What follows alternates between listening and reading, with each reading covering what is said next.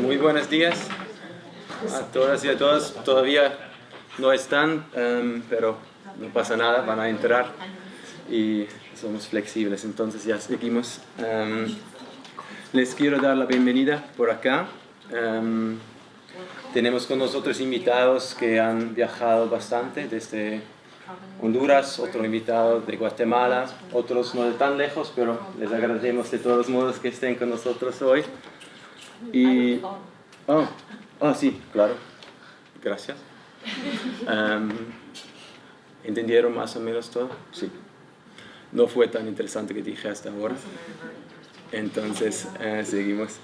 Y miren, vamos a hablar hoy, en los próximos 90 minutos, de un asesinato, de un querido ser humano, de una activista, de una defensora de derechos humanos. Y sobre todo vamos a hablar de todo un sistema que estaba parte de este asesinato, que es un sistema que al final del día asesinó a Berta Cáceres. No son individuos, y de esto vamos a hablar. Y la ocasión por qué lo hacemos ahorita es un informe que fue publicado hace poco, el año pasado, y tenemos a alguien con nosotros acá que era parte de este grupo que se llama GAIPE, que escribió este informe. No quiero tomar mucho más tiempo de mi parte y por eso solamente voy a presentarlos a los invitados y ya empezamos con las discusiones y con las presentaciones. Y a lo mejor ya tenemos suerte, pero ya tenemos suerte que vos también estás. Bienvenido. Y entonces, a mi lado está Francisco Javier Sánchez. Él es un indígena lenca de Honduras, de Río Blanco, de la comunidad, de una de las comunidades que era afectado de este proyecto de muerto, como lo llamamos, de un proyecto de hidroeléctrica que ha causado mucho temor y violencia en la región indígena lenca en Honduras. Y él nos va a hablar de lo que ha vivido y sobre todo lo que sigue viviendo, porque aún pasaron 2 años de este asesinato y muchos años más desde el inicio de este proyecto. Sigue siendo una situación muy difícil. Tenemos con nosotros, no sé si quiero presentar a él que no está, pero él va a llegar y hablar después, porque que es Miguel Ángel Urvira Martínez, es un abogado de Guatemala que era parte de este grupo GAIPE y nos va a hablar un poco más de todo el sistema que estaba detrás del asesinato de Berta. Y así nos movimos paso a paso de un parte local al nivel regional y para al fin terminar a nivel internacional con nuestros 2 invitados más, que de un lado es Sandra Ratien, de acá de Franciscans International, que trabaja acá en Ginebra, y a su lado tenemos al profesor Mark Hochty de ACACA, del Graduate Institute, que está trabajando por el Centro de Estudios de Medio Ambiente. Y nos van hablando más de la situación de derecho internacional, a lo que ha pasado, relacionando lo que ha pasado en Honduras y también dándonos un poco un panorama regional, porque de nuevo, aún siendo un caso emblemático, se puede observar lamentablemente en muchos más lugares en América Latina de momento, en el mundo, pero nos enfocamos en América Latina. Sí, esto es como pequeña introducción y ahora le doy la palabra a Francisco. Gracias. Gracias. He venido de Río Blanco, Intibucá, Honduras, para contarle la lucha en Río Blanco, que somos una comunidad lenca indígena que fuimos afectados por la empresa DESA, que el nombre lleva Guasarca. Empezamos la lucha en 2013. vimos de que el primer día de abril empezamos la lucha y que miramos que en el primer día ya llegó la policía, los militares. Sabemos de que para nosotros es duro, ¿verdad? La lucha que hemos tenido y eso hemos tenido asesinatos, problemas, divisiones entre comunidades, entre familiares. Y eso es lo que estamos pasando hasta este tiempo que estamos, pero sabemos de que por defender los bienes comunes de la naturaleza hemos sido amenazados, los líderes, personas que lo han encarcelado, en mi comunidad personas asesinadas, una empresa que llegó sin hacer la consulta libre, previa e informada, como habla el convenio 169, que los alcaldes, el de Intibucá, el de San Francisco y Ojuera, ellos dieron permiso para hacer esta represa Guasarque en nuestro sagrado río Hualcarque, y que eso es para nosotros un poco, bueno, no tenemos miedo, pero sí enfrentamos la lucha y eso nos lleva a un fracaso porque sabemos que el banco, el FMO, le dio el préstamo a DESA y sabiendo de que Berta Cáceres le había dicho de que no le dieran el préstamo a la empresa DESA y ellos no creían de que esta empresa había violado nuestros derechos y que la verdad lo tomaban como no en serio, porque Berta tanto que les decía de que no dieran ese dinero, pero al final lo dieron. Entonces vimos de que la empresa de esa al banco FMO le presentaba informaciones bien claras, decía de que en Río Blanco no había gente indígena lenca y que el proyecto no iba a afectar a nadie. Entonces nosotros venimos, ¿verdad?, a decirles a ustedes todo lo que hemos pasado, que en Honduras nos asesinan por hablar la verdad, el mal gobierno que tenemos en Honduras, que eso nos lleva al fracaso. No podemos reclamar nuestros derechos porque lo que hacen es tirarnos a la policía, los militares, nos reciben con bombas lacrimógenas, nos golpean. Para nosotros no es una vida muy difícil que estamos viviendo en Honduras. Por eso la empresa de esa paga sicarios en la zona, compra la conciencia de las personas, que a mí también, hoy que está preso David Castillo, a mí me ofreció 25,000 lempiras. Y eso no se lo acepté porque no era un trato personal, no, que era nosotros como defensores de nuestros bienes comunes, lo hacemos con esa sinceridad, lo hacemos con amor, por defender el río, por defender el bosque, por defender la tierra, que es la madre de nosotros, donde cultivamos maíz, frijoles. Y hoy que a este tiempo estamos en lo mismo, porque nos están amenazando.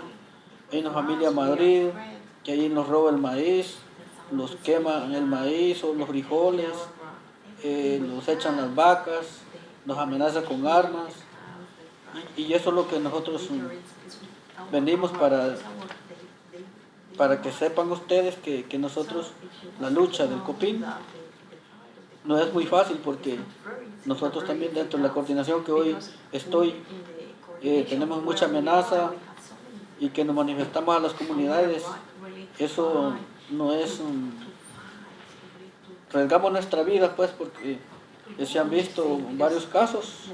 En el caso de Berta también, que ellos andaban con otros compañeros más y le salieron a la calle, a la carretera, y lo querían como secuestrar, no sé, pero que se hizo esa amenaza y eso es lo que nosotros hoy hemos venido para contarle todo lo que estamos pasando en Honduras, y que a través, ¿verdad?, de que hemos hecho estos recorridos, hemos tenido varios compañeros solidarios y que nos quieren ayudar. Yo creo que eso sería lo mejor que hemos hecho este recorrido, y que eso es lo que queremos, pues que el gobierno nos tome en cuenta nuestras luchas de nuestros territorios, de los pueblos indígenas, porque hoy sabemos de que varios compañeros, por sembrar la tierra, por sembrar maíz, frijoles, los llevan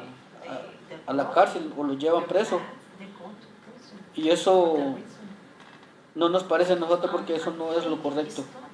Si nosotros no defendemos los bienes comunes de la naturaleza, podemos emigrar, y sabiendo que la situación, ir a los Estados Unidos no es fácil, porque podemos encontrar la muerte o saber, ¿verdad?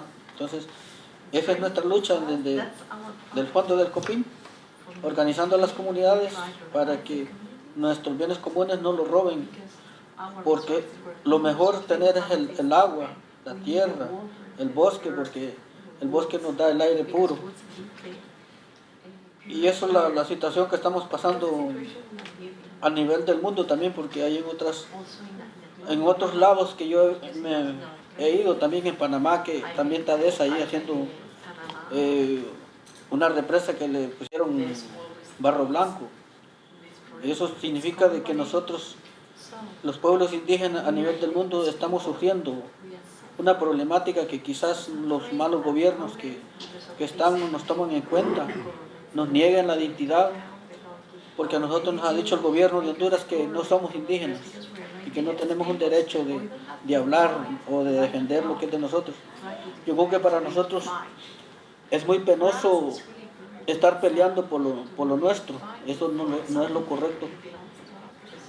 Y eso es lo que se da de que el asesinato de Berta, la empresa DESA es el culpable, porque ya tienen 9 personas, y con David Castillo, que él era el gerente del banco de DESA, ese es uno de los actores intelectuales. Entonces nosotros estamos para contar nuestra lucha, que no es fácil, y sabemos de que la vida no lo tenemos seguro, porque así como Berta Cáceres, de que ella se enfrentó a los bancos, ella denunciaba todas sus clases de proyectos que hay en nuestro territorio, a ella buscaron la manera como asesinarlo, y encontraron pues algún momento de asesinarlo, pero con eso no significa de que lo que querían era destruir el COPIN, que ya no siguiera el COPIN, porque era una organización muy fuerte y que se enfrentaba en Honduras, y que ella era una mujer valiente. Entonces lo que hizo el gobierno, hicieron la empresa, quitarlo, asesinarlo, para que el COPIN callara la voz. Pero cuando asesinan a Berta se dieron cuenta de que no solo era Berta, sino que eran las comunidades de los pueblos indígenas, que ellos, así como nosotros que iniciamos la lucha, y que nuestro pensamiento se ocurrió en ese momento de salir a la calle y hacer esa resistencia, y que paramos una empresa. También en el 2013 asesinaron a Tomás García, un militar del ejército del batallón de ingenieros de Ciguatepeque, y eso vimos de que la lucha no es fácil, porque esto no es una historia pues que tenemos grabado, que como que ayer hubiera empezado la lucha en Río Blanco, y eso también sacamos también a Sinohydro, que era una empresa china que había llegado también a dar el apoyo a DESA. Después volvieron a reiniciar el proyecto, y allí fue donde ya a Berta lo andaban buscando ya por asesinarlo, y logran la oportunidad pues de asesinarlo, y nos damos cuenta de que sí, nos dio la fuerza Berta. Cuando ella murió nos dio esa fuerza, y hoy hemos hecho estos recorridos para ver que no se quede en la impunidad todos los que todo este grupito de gente que se organizó para darle el asesinato a Berta, buscamos de la manera posible de que todos lleguen a pagar esta pena de asesinato. Y también los alcaldes como el de Tibucá, el de San Francisco de Fuera también, ellos lo amenazaban a ella y nos dimos cuenta que le fuimos a la audiencia de Martiniano Domínguez, pero él salió inocente, dice, porque le había hecho la consulta a nosotros y eso es negativo, es una mentira. Vemos que los jueces también se ponen de acuerdo, pues, tapan la corrupción. A ellos no les da pena que nosotros le decimos la verdad frente de ellos. Ellos niegan nuestras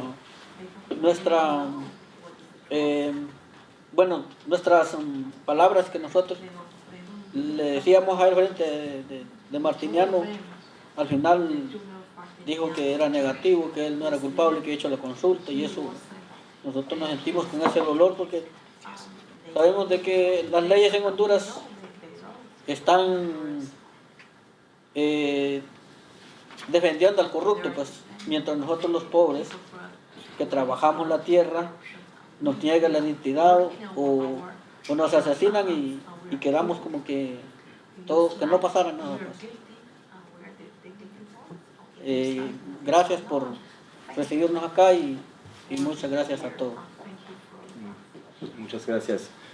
Es realmente importante de tener espacios como estos también para nos damos cuenta que son justamente personas defensoras como Francisco que están afuera de Ginebra, están aún afuera de las ciudades de Honduras y ellos siguen viviendo bajo estas amenazas que a veces lo estamos leyendo, pero realmente saber cómo se siente esto es muy importante, que nos damos cuenta de vez en cuando de nuevo qué significa. Por eso te agradecemos mucho que estés por acá con nosotros y justamente ahora vamos a seguir hablando. Y antes de dar la palabra al abogado Miguel, voy a presentar rapidito a los dos más invitados que ahora tenemos. A mi lado está Berta Isabel Zúñiga Cáceres, la nueva coordinadora del COPIN. Y la hija de Berta Cáceres, y ella también va después compartir en la discusión un poco su punto de vista y sobre todo cerrar este evento. Y a su lado está Víctor Fernández, él es abogado, defensor en Honduras con una propia organización que se llama Movimiento Amplio por la Dignidad y Justicia y está representando a Berta y a la familia de Berta y al COPIN. Pero antes de esto vamos a hablar un poco de cómo enfrentar ustedes la situación en Honduras y cómo surgió sobre todo la idea del GAIPE para hacer enfrentamiento a esto. Si puedes hablarnos como 10 minutos de estos, Miguel. Gracias. Bien, muchas gracias. Sí funciona. No sirve solo para la traducción. Interpretación. Perdón. Escuchamos. Muchas gracias. El GAIPE surge como una iniciativa de la familia. En un principio se había pensado en desarrollar un modelo como el que se implementó en México, producto de la masacre de Ayotzinapa. Este modelo tenía el respaldo tanto de la OEA como del gobierno mexicano. En el caso particular de Berta Cáceres, se pensó en un grupo que tuviera tanto el respaldo de un organismo internacional como el respaldo del gobierno. Sin embargo, el gobierno hondureño no aceptó este desafío y la familia invitó a 5 personas a conformar este grupo. Este grupo está conformado por Roxana Altos, que es una estadounidense, profesora de la Universidad de Berkeley, Daniel Saxon, que tiene doble nacionalidad, es holandés y estadounidense,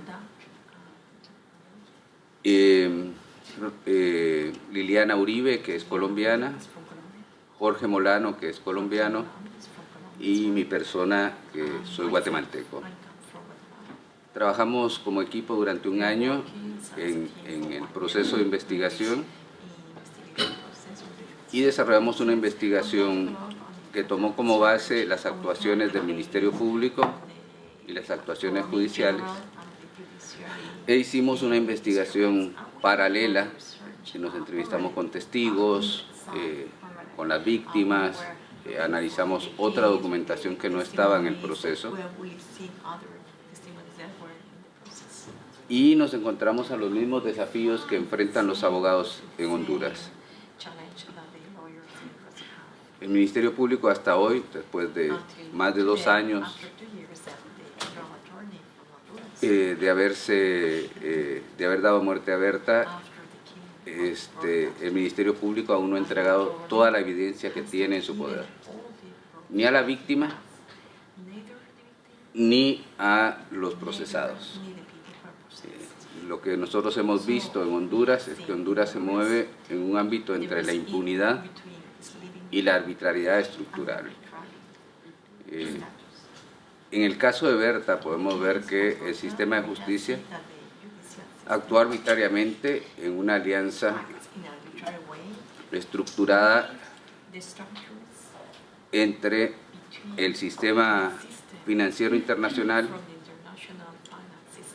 el gobierno y las empresas.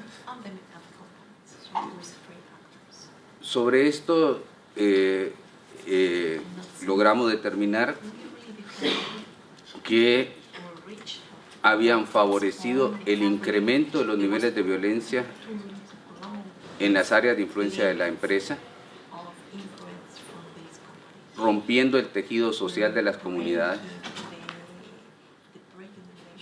y creando estructuras paralelas a las fuerzas de seguridad del Estado. Y esto es importante visualizarlo porque básicamente los informes internacionales han abordado en torno a los proyectos extractivos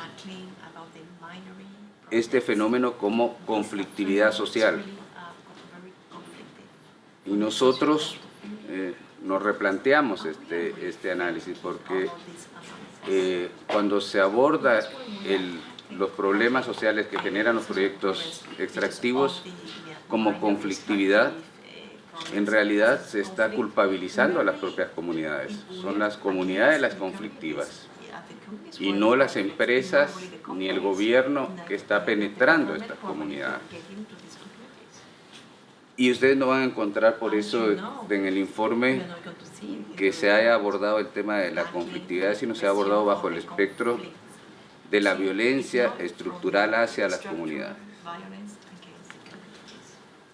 Contamos con una suerte importante, o sea, para la investigación criminal no solamente se debe saber, digo yo, sino también se debe contar muchas veces con suerte.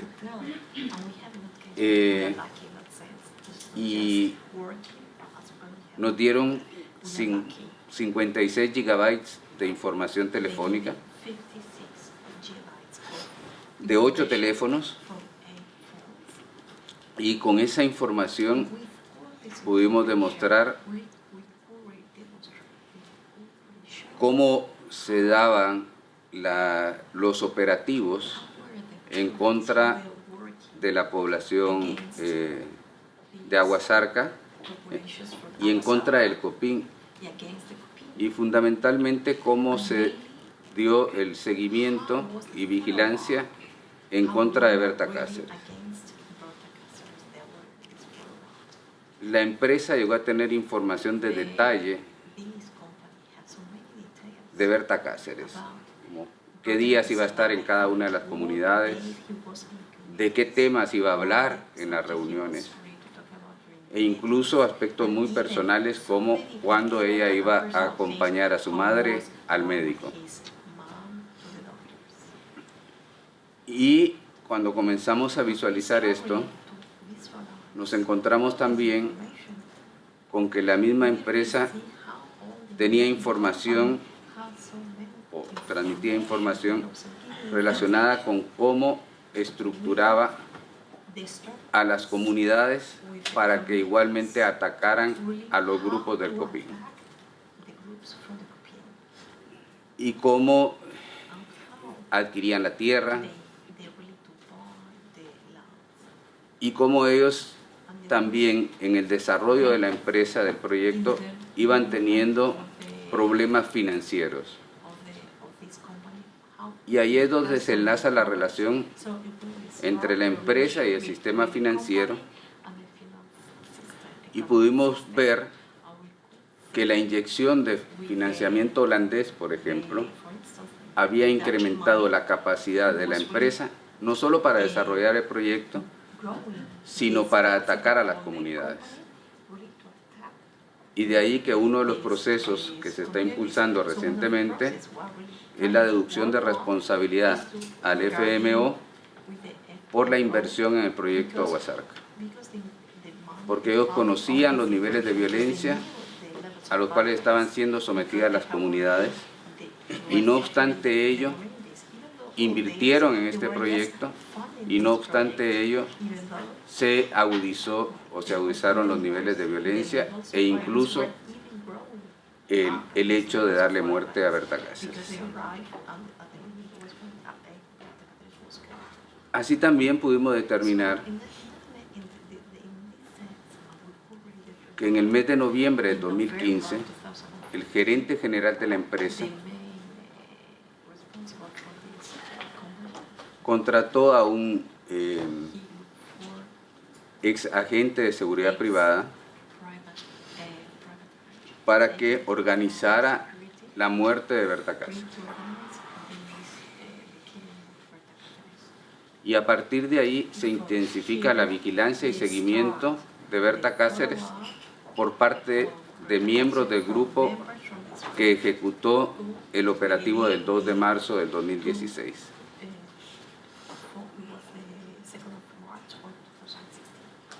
Y se pudo demostrar que el 5 y 6 de febrero este mismo grupo había montado un operativo para darle muerte a Berta Cáceres. Y este operativo se frustró por dos razones.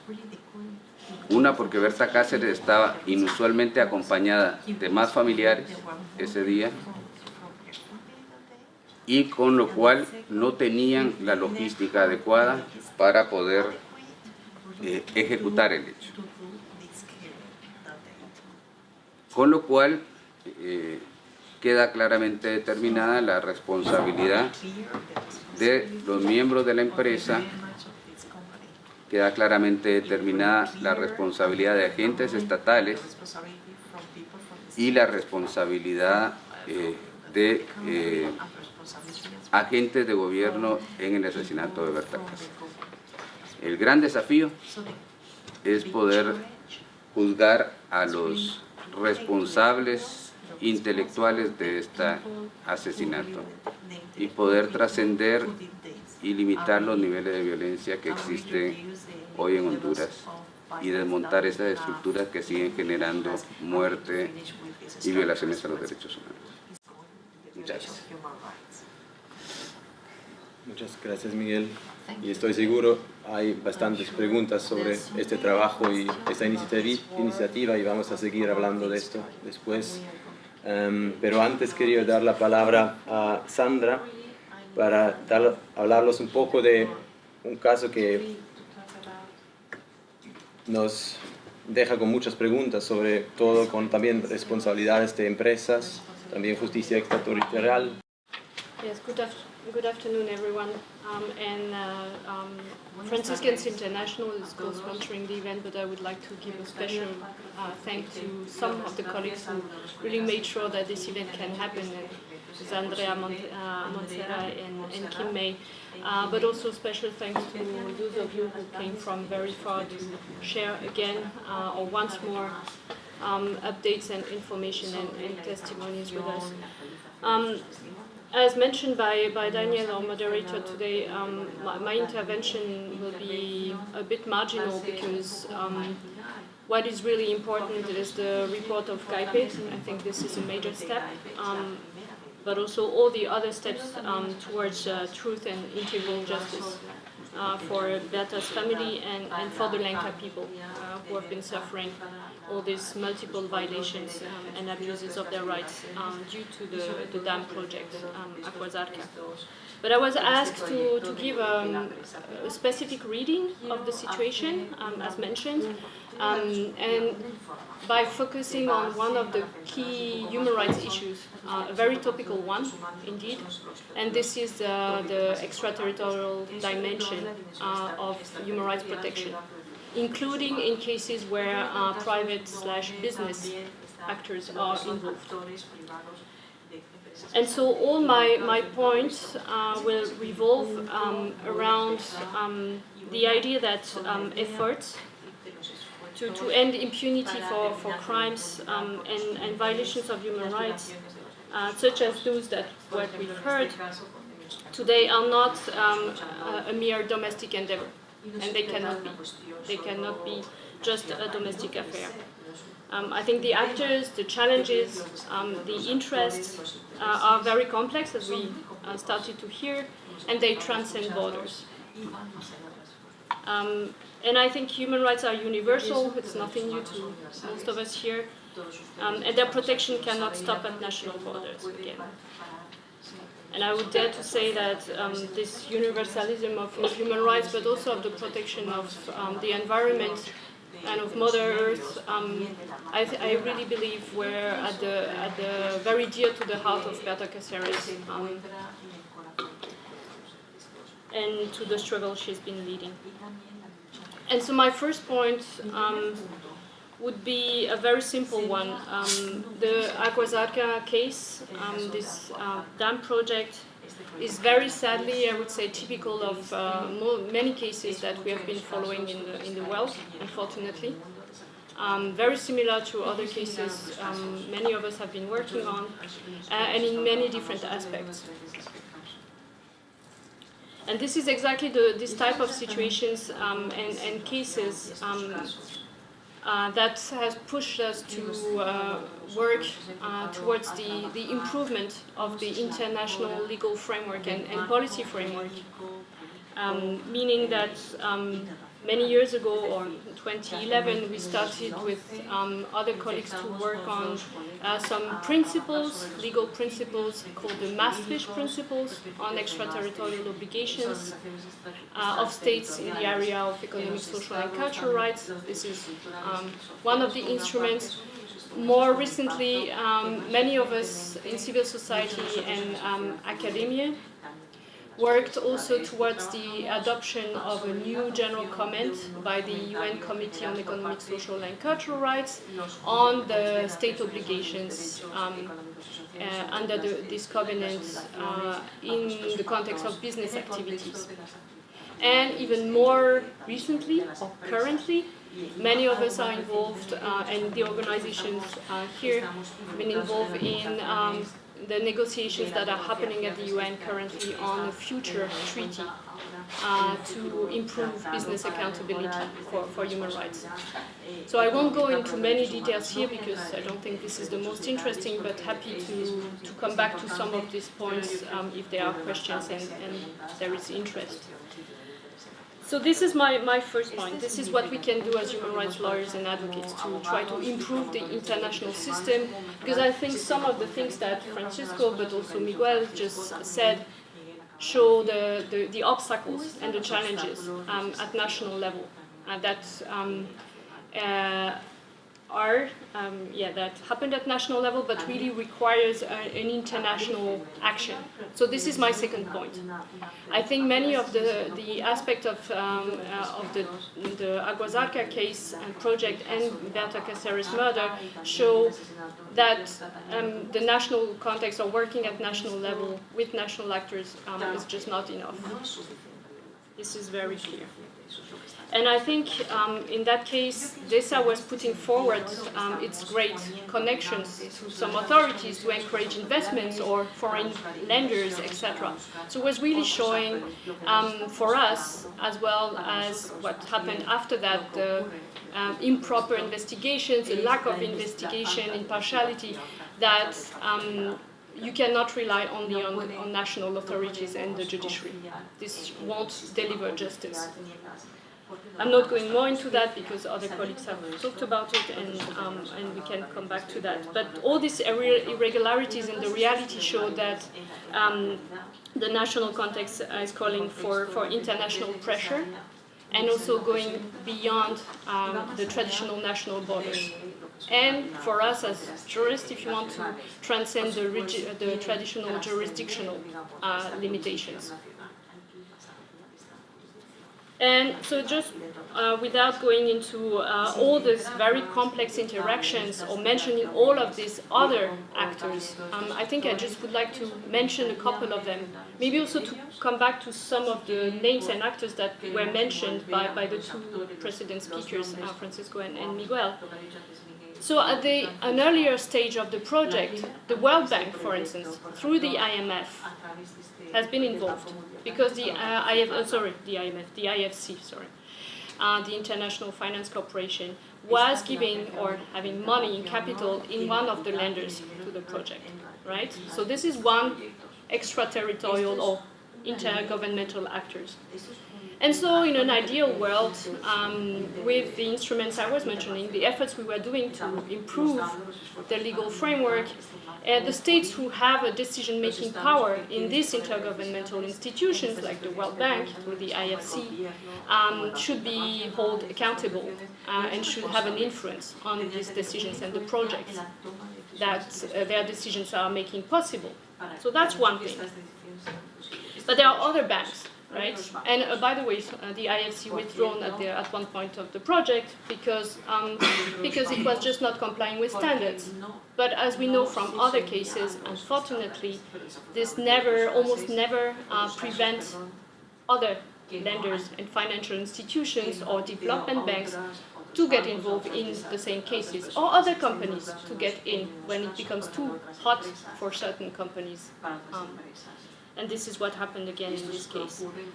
We have again other banks, and I will come back in a second to the FMO, the FMO, the Dutch development banks, as was mentioned by Miguel, because it's a very interesting new development with a lawsuit in the Netherlands against the bank.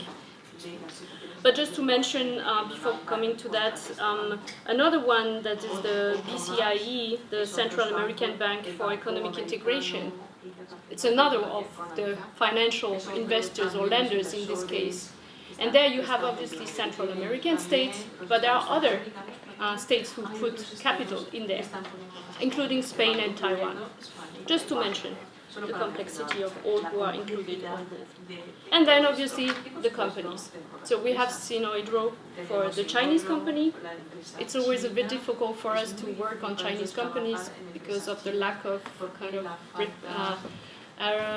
responsiveness of the government of the states to human rights, including extraterritorial obligations and human rights obligations.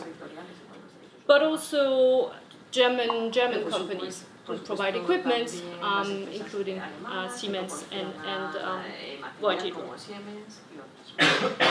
But I said I would just come back very briefly to some of the elements that the lawsuit against FMO are bringing to our case.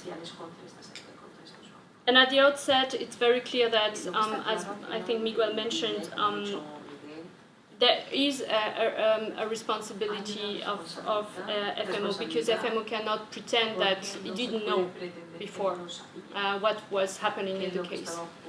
And I don't want to have already exhausted more or less my time, so I just want to say at that case that what is interesting is that the arguments of FMO that are quite easy to counter is that they exercise due diligence.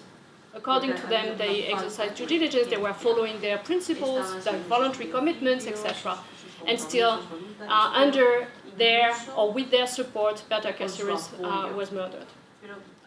So I think this shows very clearly, if I have to say only one thing, it shows very clearly the limitation of what we have currently internationally with this due diligence, for instance, right? And so I will conclude with that. I think this is as I started to say, this is why we think that this is the very humble, but this is the contribution that we can do at the international level, is to try to push these boundaries of what we have in the international framework, including that the due diligence or duty of care that many companies are saying, it's good, it's good enough, the UN guiding principle, it's good enough. No, it's not. And this case shows again why and how. So thank you very much. Muchas gracias, Sandra.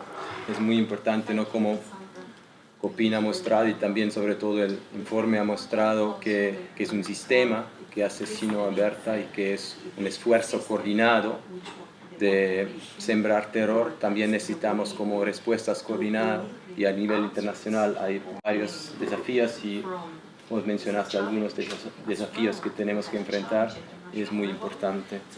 Y aún siendo un caso emblemático, también a veces ayuda de tener más una perspectiva más histórica, más regional, que un tema mucho más complejo, que solamente un caso particular, aún siendo un caso muy doloroso y muy importante para todos y todas nosotros acá. Y con esto nos ayuda un poco más ahora con su presentación para darnos un poco más de contexto. Muy amable, Daniel. Como comentaste, yo vengo de acá. Es decir, tengo la suerte de vivir en un país donde se respeta más o menos la ley, que es sumamente interesante e importante. Cuando no se respeta la ley, es decir, en Suiza se hacen cositas sucias, pero a menudo se hacen afuera, las cositas sucias. Por ejemplo, los informes de Public Eye, de manera repetitiva ponen a la luz lo que las empresas que tienen sede en Suiza hacen afuera. Y tiene mucho que ver con esos casos porque capital aquí hay, ¿no? Bueno, soy un observador, es decir, observo. Viajo por América Latina, tengo proyectos de investigación, hablo con la gente y miro lo que pasa. ¿Y qué está pasando? Bueno, se podría comentar desde la perspectiva de justicia ambiental. Y justicia ambiental tiene dos lados. Un primer lado es cómo se considera a la naturaleza. Y el segundo lado, o pie, sería el lado social.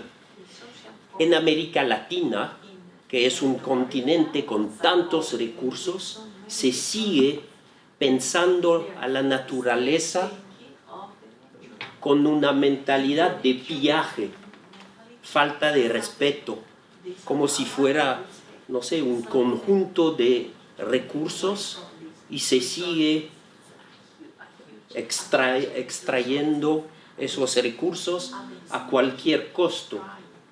Y desde el punto de vista social, bueno, como es un caso histórico, ¿no? Es un problema histórico. Es la marginalidad de, primero, los pueblos indígenas, segundo, de los campesinos, de los afrodescendientes, etc. Hubo históricamente una marginalización política, ecológica y económica, y sigue siendo así, ¿no? El problema, tenemos como en el mundo unos 200 defensores de la naturaleza que se asesinan cada año.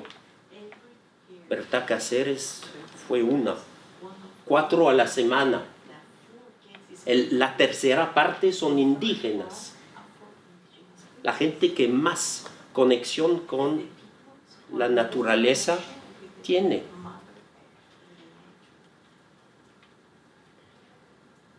Es una cuestión de ciudadanía, es decir, igualdad, respetar a la ley, incorporar a la gente plenamente con todos derechos en los sistemas políticos nacionales. En la mayor parte de las constituciones latinoamericanas son perfectas. Tienen todo, todo está en la ley, todo. No es falta de ley. Y al nivel internacional también. Tenemos los instrumentos, tenemos convenios, fue mencionado el convenio 169. Si la ley fuese respetada, no hubiera casos así. No se respeta la ley. Y entonces, ¿cómo eso sigue así? ¿Cómo puede ser? Bueno, ¿cómo se sigue cuando hay oposición? Se sigue con cooptación, represión, corrupción en vez de respeto y diálogo. Y bueno, como tenemos la suerte aquí, se dialoga, se puede votar. Hay una alianza entre clases dominantes. Hoy en día se dicen élites, ya no se habla de clase. Es decir, bueno, pienso que el fenómeno no ha desaparecido, aunque no se menciona. Y el capital internacional, lo hemos visto, las empresas y el capital, cual que sea la forma, ¿no? Para acumular con disposición, como dice Harvey. Y me parece que es algo insoportable e impensable hoy en día, cuando la planeta y la raza humana está amenazada por el calentamiento global. Esa gente sigue comportándose como si a corto plazo, como si no hubiera consecuencias, ¿no? Para mí es gravísimo. Y otro punto es pensar que las fuerzas de seguridad, ¿no? Fue mencionado, la policía, la fuerza armada, las privadas, siguen al servicio de la élite y no de la ley o del pueblo. Hay una falta de educación democrática. Y eso, bueno, lo veo en muchos países, en toda América Latina. Ni hay un lugar donde se respeta plenamente la ley. Eso es estructural. Entonces el trabajo tiene que hacerse, sí, al nivel local. Tienen que seguir peleando al nivel nacional, al nivel regional, con la Corte Interamericana de Derechos Humanos, que ha hecho muchísimo en muchos casos para hacer respetar la ley, y al nivel global, ¿no? Como hemos visto. Bueno, es mi pequeño aporte. Muchas gracias. No, diría esto es muy importante, tener todo el contexto, ¿no? de estas problemáticas que estamos enfrentando. Y ahora tenemos como media hora más que queremos dedicar también a ustedes que han viajado por acá, y incluir también a todas y todos los invitados. Entonces, si tienen preguntas, por favor, ahora es el momento.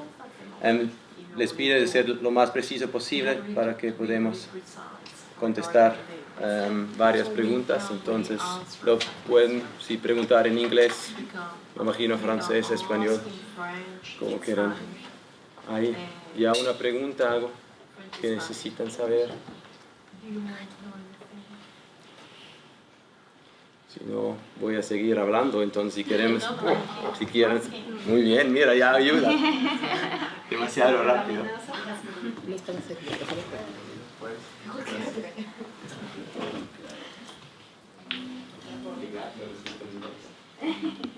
Any language? Bueno, buenas tardes, mi nombre es Gabriela. Yo soy aquí estudiante en el Graduate Institute. Realmente tengo interés en saber qué está pasando con la demanda en Holanda, con el FMO, y qué avances ha habido, más sobre todo en el tema de jurisdicción, que si ya se pronunciaron o en qué etapa están. quizás hay más preguntas ya, podemos coleccionar.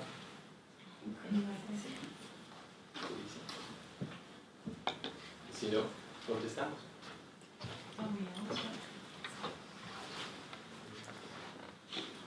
Quizás voy a pedir a Víctor de contestar, si te parece, para ver un poco el panorama. Muchas gracias, buenas tardes. Lo que se hizo es el anuncio de que se va a presentar la demanda. Es un trabajo que viene haciendo el COPIN desde antes del asesinato de Berta Cáceres.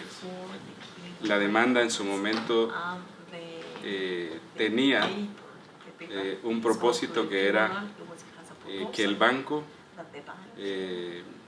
suspendiera el apoyo al proyecto. Y Berta Cáceres y el COPIN notificaron al banco toda la problemática que está causando. Las muertes violentas, porque antes de Berta Cáceres hubieron otras muertes violentas por el proyecto. Hubo todo un proceso de persecución, de criminalización, que eso era entendido como causa suficiente para que el banco, en el marco del cumplimiento de los principios que lo rigen, no debía apoyarlo. Cuando se produjo el asesinato, el banco, en un corto tiempo, se preocupó, entendió que era cierto entonces lo que le decía Berta Cáceres y decidió suspender en un primer momento su participación en el proyecto. Nombró una comisión de expertos también y finalmente planteó una salida responsable, entre comillas, del proyecto. Hoy lo que está planteándose es una demanda de responsabilidad en contra del banco por no haber actuado con la debida diligencia, y eso le genera en principio una responsabilidad sobre las víctimas. Hemos conversado con el bufete que está manejando la causa y en las próximas semanas se va a presentar la demanda. Y está, entendemos por la discusión que hemos tenido, que hay dos fases del juicio. Uno que es el juicio de responsabilidad y la otra fase que es, nosotros le llamaríamos como de ejecución de esa responsabilidad en función de las víctimas que sean plenamente identificadas en el proceso. En esa etapa está. ¿Puedo hacer algunos apuntes sobre la primera parte? No me gusta hablar mucho, pero voy a hacer. No es cierto. Es que en este tema de la extraterritorialidad o de la responsabilidad universal que tenemos, a mí me parece que el referente más importante en esto es el tema de la dignidad humana y la dignidad de los pueblos. Ciertamente estos proyectos, en sus distintas manifestaciones, constituyen para nuestro pueblo un atropello a la dignidad. Desde el enfoque que ustedes quieran verlo. Es tan sencillo como que una corporación cuyos propietarios son invisibles por siempre, llegan a una comunidad. Yo tengo la suerte de conocer Río Blanco en lo más hondo de esa comunidad, y ciertamente uno puede hacer la comparación de un viaje a saber desde dónde hace un banco para llegar al fondo de esa comunidad y destruir su manera de vivir, sus cultivos, y hacerlo como una cosa normal.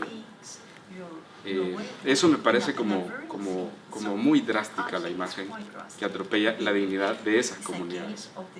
Y eso hay que entender lo que es la inteligencia, pues. Es decir, la brillantez de unos seres invisibles que tienen la capacidad para llegar y generar esa destrucción. Eso es atropellar la dignidad. Pero una segunda cosa, si quieren un enfoque economicista del tema, es que estos proyectos producen ganancia, más ganancia, más ganancia, más ganancia para esos seres invisibles. Por ejemplo, un proyecto de generación de energía en el país, que actualmente hay 139 proyectos concesionados. la inversión que hace una empresa es recuperada en 1 o 2 años. Y las concesiones son a veces por 50 años. Entonces tienen 48 años de ganancia, de ganancia, de ganancia y de ganancia. Y por eso Honduras tiene, con toda la riqueza que tiene el 67% de personas pobres y cerca del 50% en condiciones de extrema pobreza. Eso no puede ser visto más que desde un enfoque de dignidad humana. Ese es un primer punto. Lo otro es los laberintos de la justicia. Es decir, imagínense ustedes la comunidad de Río Blanco buscando justicia por esto. Es decir, esa comunidad que es parte del 67% de los empobrecidos, que sobreviven o pueden estar sobreviviendo en la búsqueda de sobrevivir, alimentarse, cultivar.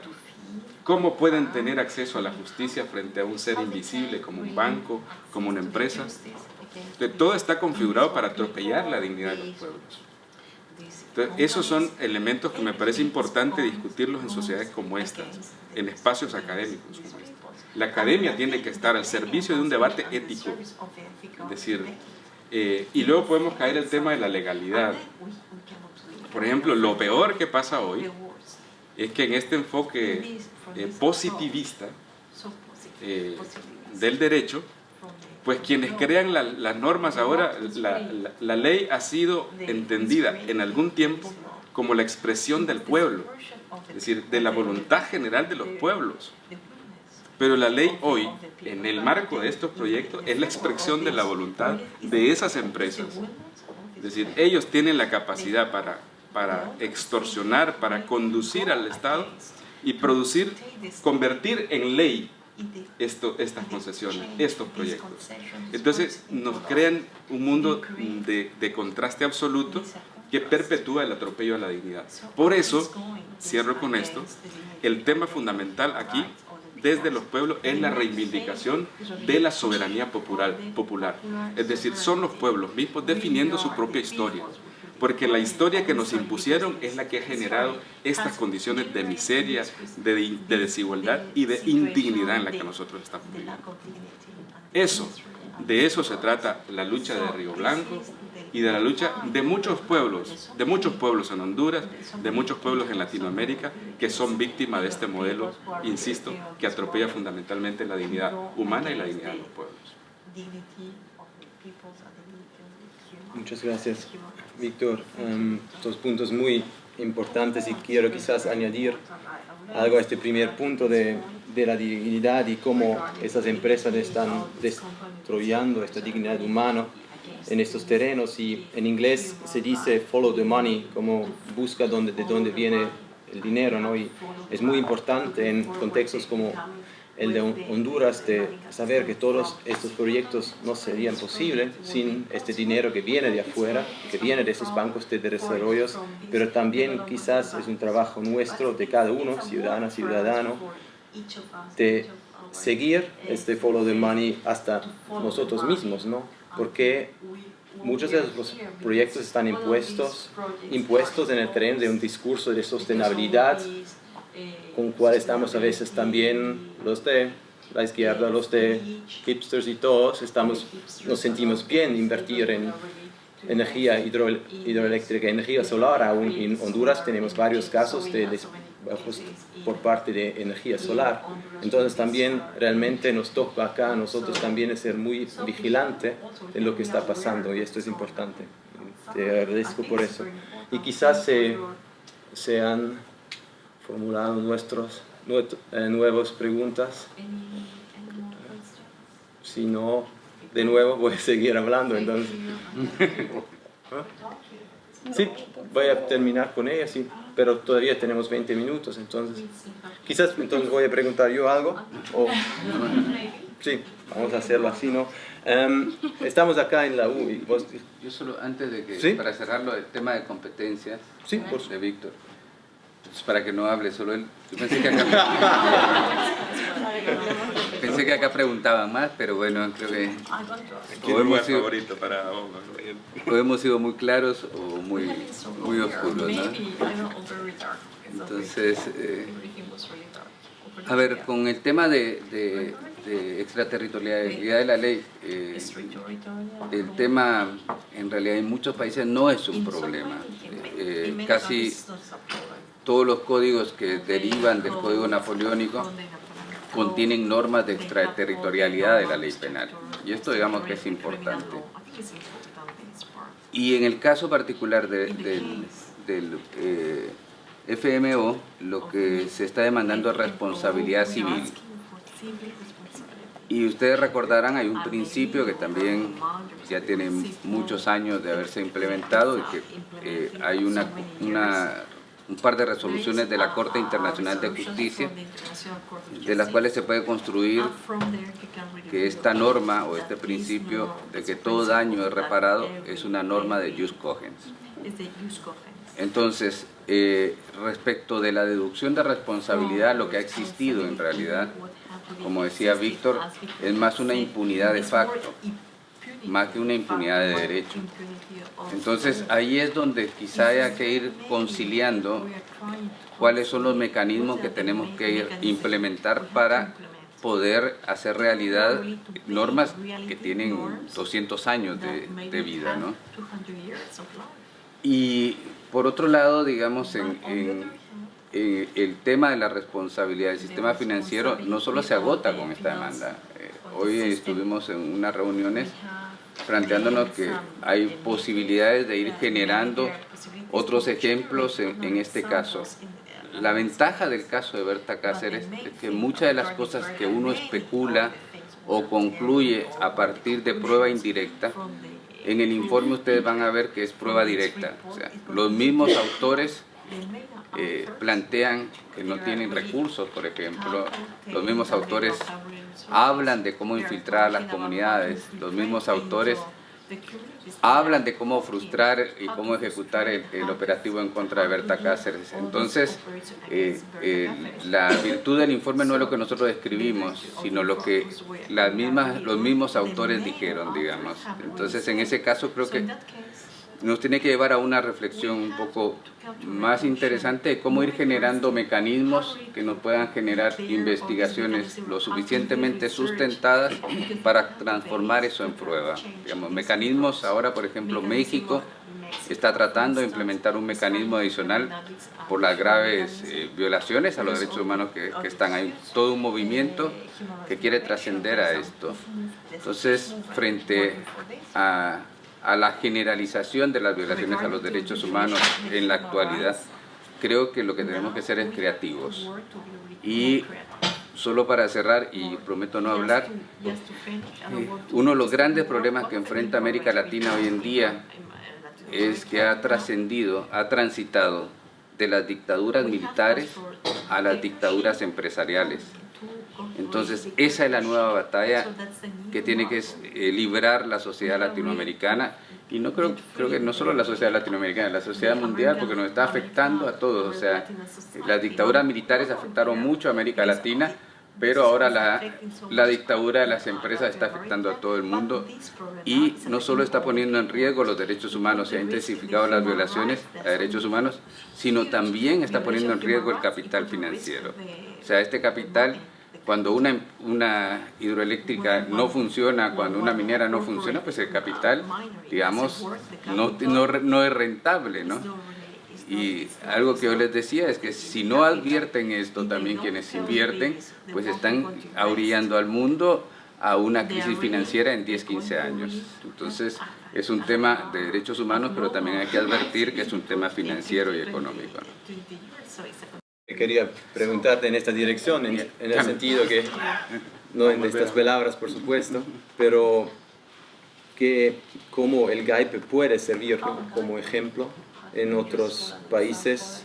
Y ya hablaste del caso de México, entonces en vez de preguntar, vos pregunta a Sandra, quizás de tu perspectiva, ¿qué te parece que es algo que se puede reproducir? ¿Qué contexto dijiste antes que en el caso de Berta tuvimos un acceso no tanta información, pero hay información muy importante. Entonces, hay contextos, otros contextos donde algo así se puede funcionar. Yes, probably, and I think yes, but I think the issue is that again, in an ideal world, you would not have to rely on the independent group of experts. Ideally, you would have a functioning justice system and law enforcement system and investigation. But of course, because of all the obstacles and the realities that we have discussed, I think this is an incredibly useful model and step, well, in this case.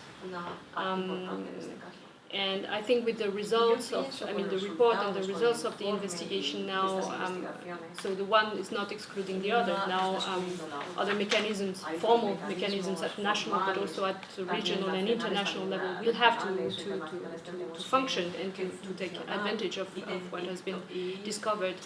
And something that is quite striking, I think, in this case, as Miguel was saying, you have cases where you have really little evidence, much less than in this case.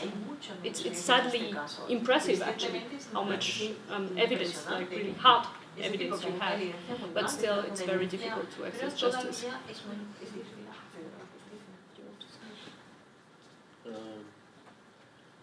No, quería hacer un comentario adicional en cuanto a, digamos, lo que representan los movimientos sociales y la ley, ¿no? Como la globalización es una arma de doble filo.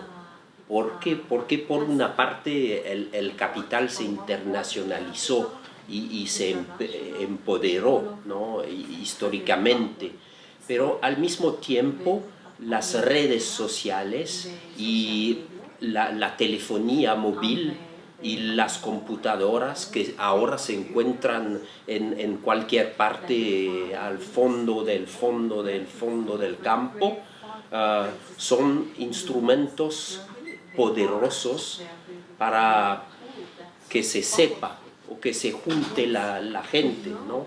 Los varios movimientos. Entonces se empoderó bastante con esos instrumentos, ¿no?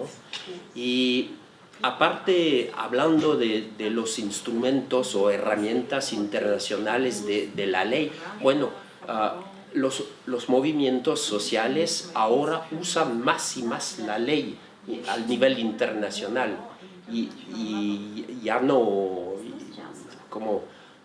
se atreven ahora a ir a cortes al nivel internacional, y eso es como una parte de su acción que es sumamente importante, aparte de manifestar localmente, de dirigirse a las cortes nacionales,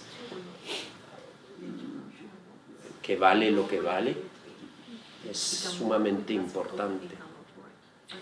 Yeah, maybe just on that, I think this is because so far the international framework was relatively preserved from the influence of other interests, including corporate or business interests, but this is not so true anymore. As I was mentioning, this current negotiation of a future treaty on TNCs and transnational corporations and other business enterprises and human rights.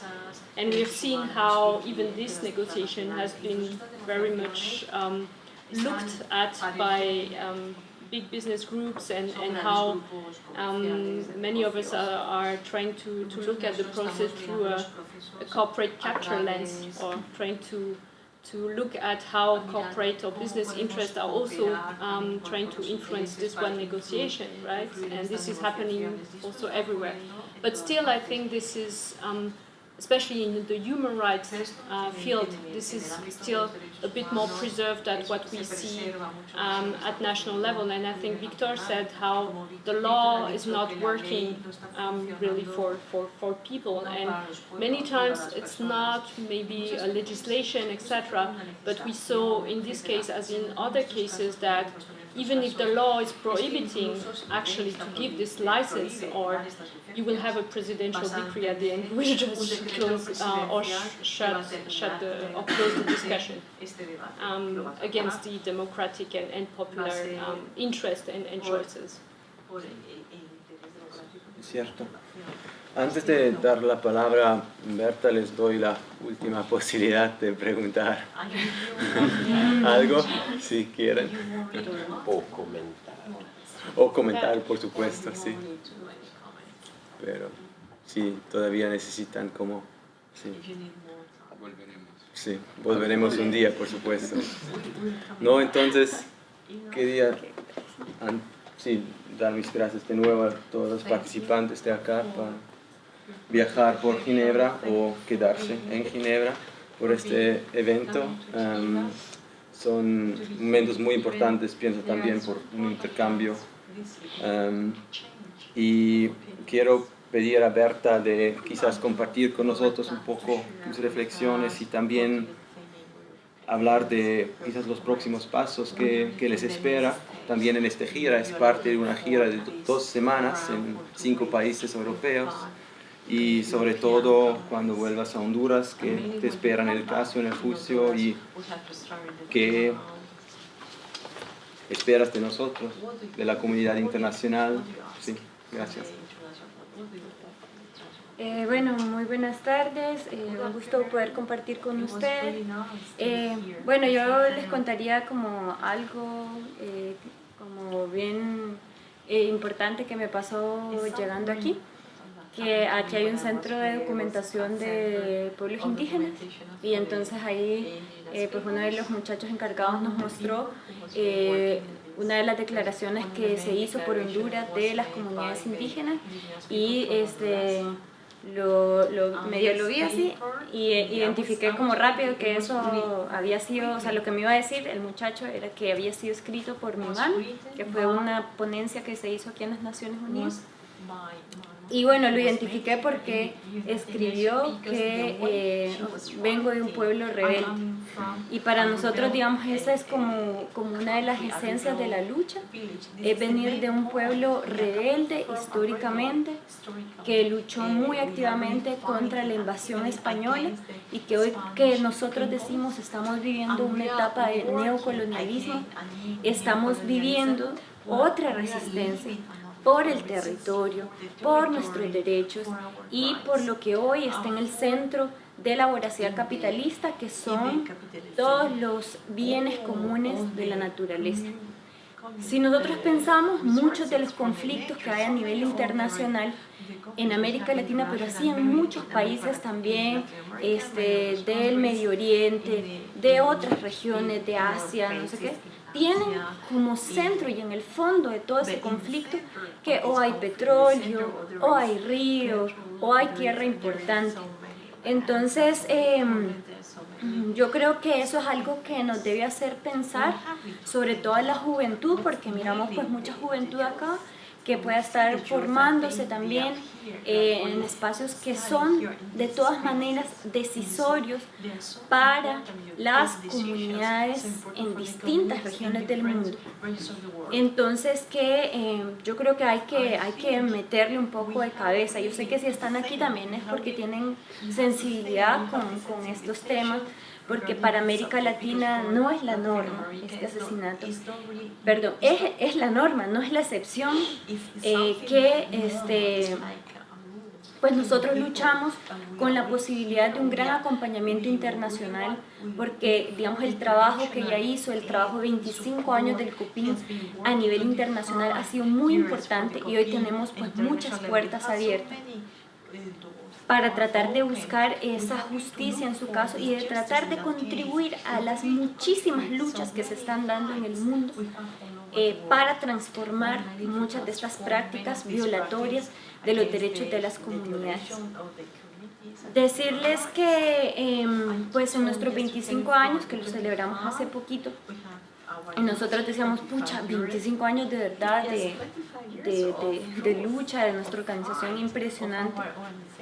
Y un compañero de Río Blanco, un compañero chico, nos decía que bueno, las comunidades indígenas y esa comunidad en particular, no somos comunidades que hablemos tanto, que somos más gente que actúa, pero que sí sabemos lo que está sucediendo en nuestros territorios, que tenemos la plena claridad de dónde viene todo el saqueo, y que al contrario de cómo nos tratan los bancos, las empresas que tienen fundamentos profundamente racistas, de decir que es que nosotros no pensamos, que nosotros no entendemos los proyectos porque son tan buenos y nos van a desarrollar, pero como somos brutos, en otras palabras, nos oponemos a ese desarrollo tan bueno.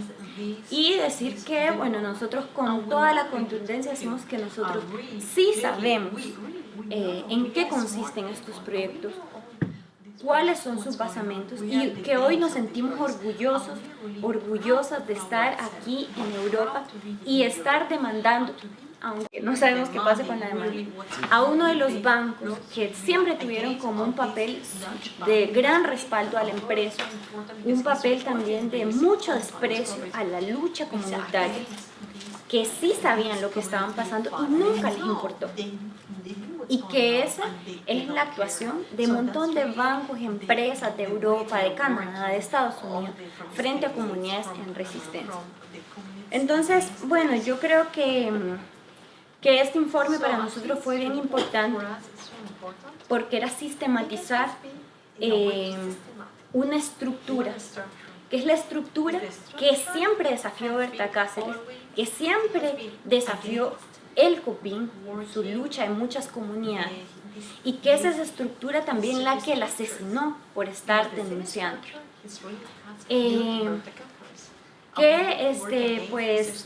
Una vez pues una persona también de un pueblo donde hay muchas víctimas de Colombia, también muchas personas asesinadas, nos decía cuando culminó este informe, cuando se iba a presentar, porque nosotros sentíamos como un gran alivio dentro de todo, yo creo, lo oprobioso que ha sido esto.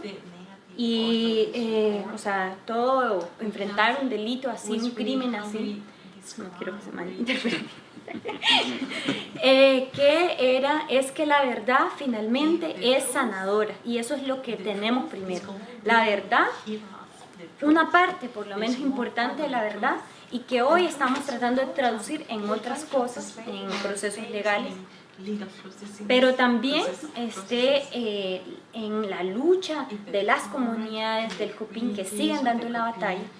Y yo creo que algo muy valioso para nosotros en Honduras es la resistencia que hoy el pueblo hondureño está haciendo, que hizo en el marco de un proceso electoral, pero que trasciende un proceso electoral y que ha desafiado el miedo, porque obviamente la muerte de Berta Cáceres es un crimen de alto impacto.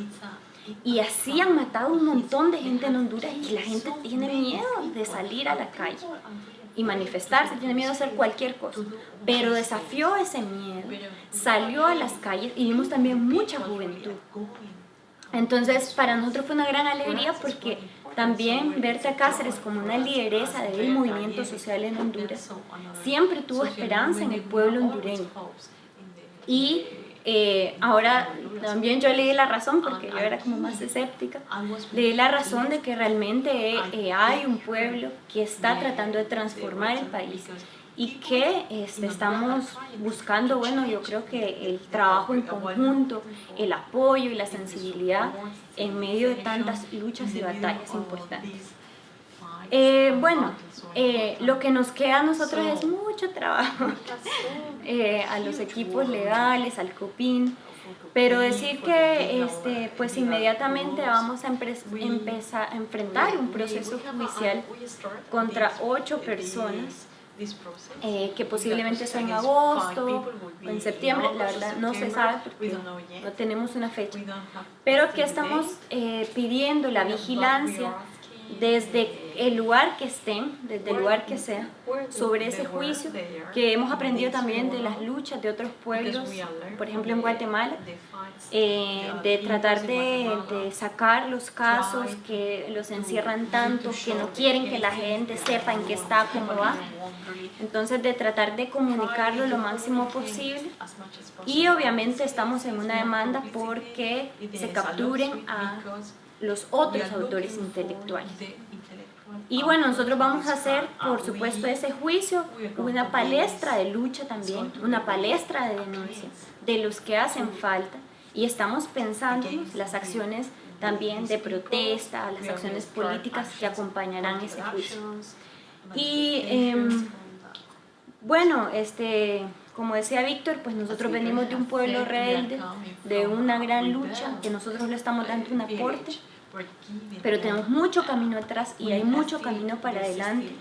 Entonces, bueno, yo creo que Berta Cáceres para nosotros siempre va a ser pues un símbolo, una bandera de esa rebeldía que pues nosotros no dejaremos. Y gracias por todo lo que ha hecho la comunidad internacional también en acompañar este proceso, que sabemos que ha sido mucho y que han hecho cualquier clase de cosas, desde las más sencillas hasta las más complejas, y que es mucha gente la que se está pensando y actuando para transformar estos patrones de sacrificio.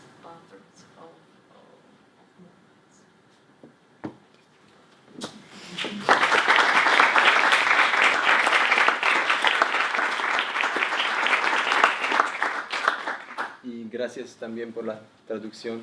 Ay, sí.